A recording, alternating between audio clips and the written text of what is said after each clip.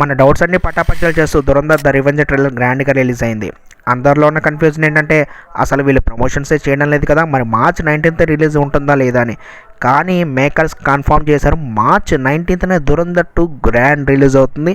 ఇక ఏ మాత్రం ఆలస్యం చేయకుండా దురంధర్ 2 స్టోరీ గురించి మాట్లాడుకుందాం రండి.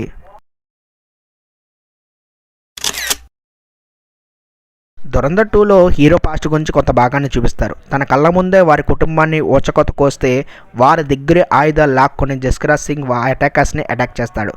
దీని తర్వాత తాను జైలుకి వెళ్ళడం, ఆ దురంధర్ మిషన్లో భాగంగా తను సెలెక్ట్ కావడం జరుగుతుంది. ఈ టైం లైన్ అంతా 1999 నుంచి 2002 మధ్య జరిగి ఉండవచ్చు. ఈ మిషన్ కోసం వాళ్ళు బలిదాన్ అన్న బెటాలియన్ని సెలెక్ట్ చేసుకున్నారు. అదే వాళ్ళ యొక్క టీషర్ట్స్ మీద కూడా కనిపిస్తుంది. ఇంకా మూవీ ప్రజెంట్ టైం లైన్ వచ్చేసి 2009 నుంచి 2015 వరకు ఉండొచ్చు. ఎందుకంటే రెహమాన్ డకాయ్ 2009లో చనిపోవడం జరుగుతుంది.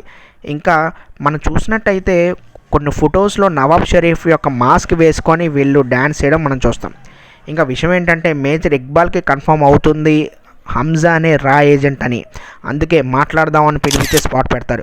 ఈవెన్ తన టార్చర్ కూడా చేస్తారు. అందుకే తన మొహం మీద సూదులతో గుచ్చిన స్పాట్స్ మనం వ్రాత్ ఆఫ్ గాడ్ టీజర్లో చూసాం.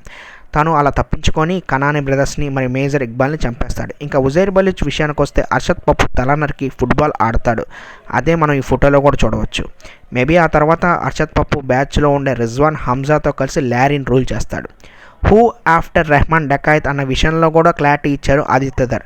హంజాకి ఆ చైర్లో కూర్చొని రూల్ చేస్తాడని మనం పార్ట్ 1లోనే క్లైమాక్స్లో చూసాం.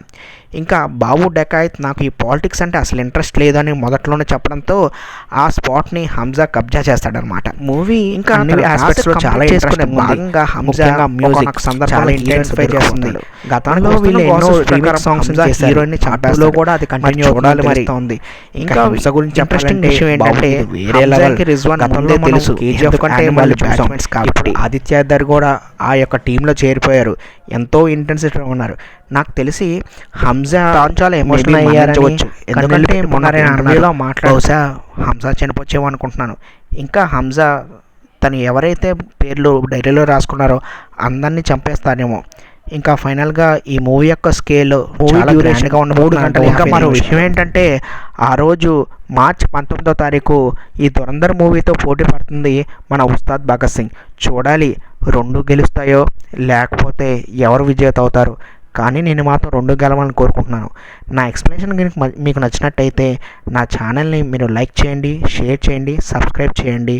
అట్లాగే మీ యొక్క విలువైన కామెంట్స్ని మాకు తెలపండి. ఇంకా మీరు కోరుకున్న వీడియోతో నేను మళ్ళీ వస్తాను. Thank you. జై హింద్.